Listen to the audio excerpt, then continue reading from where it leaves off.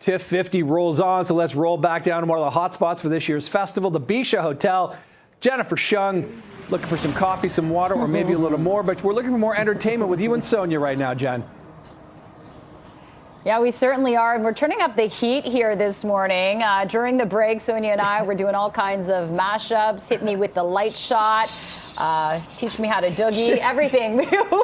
We're having a party here, but Sonia, we're back to talk entertainment and some of the premieres that happened yesterday, including, this is a big one, Scarlett Johansson's directorial debut, Eleanor the Great. So special, this one. So special, and it's led by Oscar nominee June Squibb, who the story actually is about a woman in her 90s who pretends to be a Holocaust survivor. So the story in itself, you're going, whoa, what is this about? Right. But let me tell you, this will have you laughing. This will have you bawling your eyes out. It hits all the right notes, talks about grief, talks about loss, talks about friendship. Now, the beautiful thing about this film, Jen, is the fact that Scarlett Johansson dedicated this film to her grandma, who she called impossible and amazing. And this film is pretty much a tribute to this woman who was just so iconic in her life. And of course, June Squibb is so phenomenal in this film as well. But she talked to me on the red carpet on why she felt this film was the perfect tribute and how her grandma would be so proud. And also you're going to hear from the fact that, so I've started this thread with Scarlett Johansson and trying to get her to do a film with Tom Cruise, who told me that he wants to do a film with Scarlett. Way. So we've started this thread, and this is also what I had to say to her. So this is how we caught up with her on the red carpet. I had to dedicate this film to my grandmother, firstly because she would be very proud that I directed a film. She was always very supportive of my career and, always encouraged me to push myself and challenge myself. She was a very, very strong woman. And, and I think everybody on set felt like Eleanor was some version of their grandma too, Absolutely. And so, I thought of her every day when I was making I don't know if you remember, but we started this thread that Tom Cruise is supposed to work with you, but now you're a director. You could direct a film and cast him. Tom is standing right behind that list. Yeah, absolutely. Is he? I mean, in any capacity, I would love to work with Tom. There you go. Yeah. But now you're a boss. You could hire him. Oh my gosh, I love that. I love that you both had like the most perfect updos, but look at you pulling strings in Hollywood, Sonia. Well, listen, we make things happen, and this is what we do. We're the connector of big people, and we didn't catch it in that clip, but right when she was walking off, I was like, I just want to clarify, I want 2%.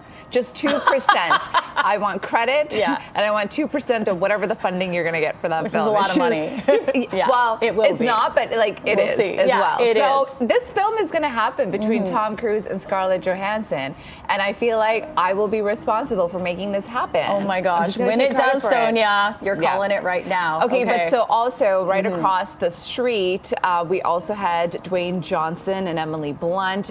They're of course in town as well for their premiere for The Smashing Machine. This story is actually pretty interesting as well because the pairing of this as well, because Dwayne Johnson joins forces with indie filmmaker Benny Safdie, and the story about this is about telling the gripping story of UFC legend Mark Kerr, a fighter who helped put the sport on the map. I love sports movies. Right, they're so good. I just like Christie. I just love that. But he struggled with addiction and the punishing demands of early MMA, especially the big money fights in Japan. Tracy caught up with Dwayne on the red carpet, who tells her why this was the perfect time to push himself as an actor. I love making the big fun movies, Jumanji and Moana and things like that. But also, there's a little voice inside of behind my rib cage just saying like, hey, I think there's more. So I wanted to do something like that. But I also realized when you want to do something like that, first of all, you got to go for it. You got to do it. You got to listen to your gut and do it for you. I'm so glad. Not Tracy Melcher with hearts in her eyes. looking you up not? at Dwayne Yeah. Johnson. How could you How could you not? He's such a Tracy presence. has had so many incredible moments, and as her close friend, like I am just living through her. Jay Balvin posted in his stories Tracy and him having a conversation. Awesome. Idris Elba, Dwayne man. Johnson. I'm so happy. Hey, for but you her. had Jason Momoa. Oh, no, and we're that not was comparing. great. We're not Okay. comparing. There's no comparison here. When your friends win, you just celebrate with celebrate. them. That's a but huge I love this moment. for her as well because she's a huge Dwayne Johnson fan. And we're going to have more, of course, from their conversation tonight on eTalk at 7 p.m. Eastern. And, of course, all the other coverage that we're covering because that's not it. Yeah, There's a reason I have bags under my eyes. You don't. You look fabulous, Sonia, but we're only on day 6 of TIFF. So many more days to go. Many more premieres to get to. Sonia, hang in there.